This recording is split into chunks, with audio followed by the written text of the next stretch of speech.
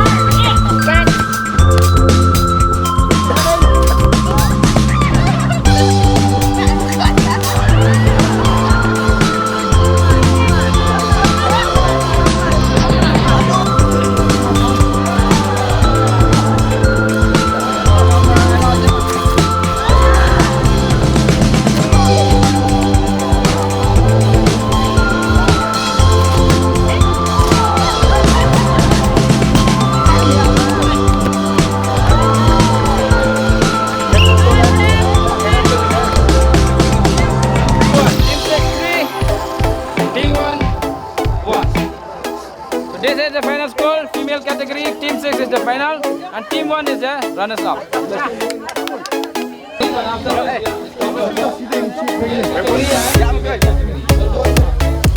We are still having more games. Please be ready. This is the final match between the male category.